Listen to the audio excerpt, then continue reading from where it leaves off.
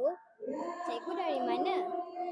Waalaikumsalam warahmatullahi wabarakatuh. Saya dari SK Kok Lanas Kelantan. Dari Kuala Lanas ke Kuala Lumpur, jauh perjalanan cikgu ya. Apa yang mendorong cikgu untuk membawa murid ke program ini?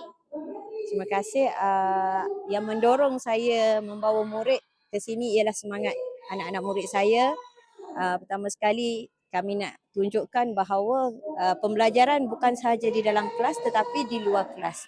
Jadi apa-apa sahaja halangan dan rintangan untuk kami bawa murid ke sini, kami ketepikan, tapi kami ingin semangat anak-anak murid kami supaya terus berjaya sehingga ke masa hadapan.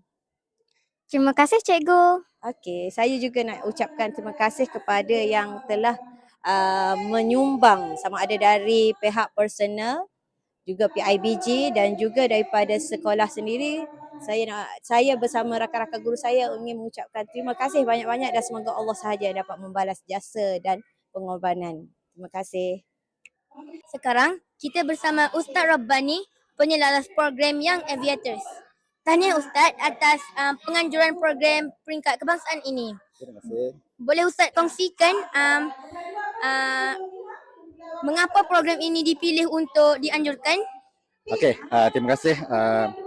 Siapa nama? Adik? Syahid. Oh, Syahid. Adik Syahid, terima kasih. Okey, kenapa program ini dijalankan?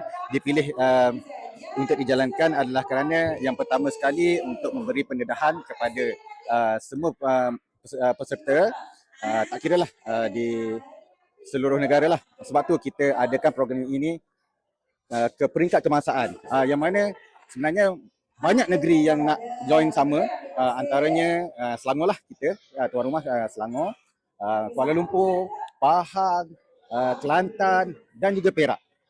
Dekat Perak tu paling saya excited sebenarnya sebab sekolah itu adalah sekolah di kalangan orang asli. Okey, dia orang pun sebenarnya celik minda dia orang untuk join sama dengan kita dalam menjayakan program. Tapi malang sekali mereka tidak dapat join sama disebabkan ada beberapa kekangan yang tidak dapat dielakkan lah. Okey, program ini adalah program yang mana julung-julung kalinya dijalankan di saya rasa di Malaysia lah kot. Sebenarnya kalau ikutkan program ini yang wow faktornya adalah helikopter. Kan. Seronok kan dapat tengok helikopter kan? Seronok. Kan. Jadi bila kita dapat tengok helikopter dengan secara dekat kan, bila program ini dijalankan, kita akan dekatkan semua peserta-peserta dengan aviators ni. Okey, itu sajalah. Terima kasih Ustaz. Okey, terima kasih. Sekarang kita bersama Puan Marisanam, Guru Besar SK Taman Muda. Apakah perasaan Puan selepas program ini berjaya dijalankan? Alhamdulillah, sudah pastinya perasaan sangat teruja, bersyukur dan berbesar hati kerana program Young Aviators berjaya dijalankan di SK Taman Muda sebagai tuan tanah peringkat kebangsaan. Terima kasih Puan dan SK Taman Muda kerana sudi menjemput kami. Ya, sama-sama dan tanya kepada sekolah Kok Lanas. Okey, kerana sudi datang dari jauh ke Taman Muda untuk program yang besar ini. Saya harap dan saya berdoa kalian peserta Young Aviators akan menjadi seorang pilot yang berjaya suatu hari nanti.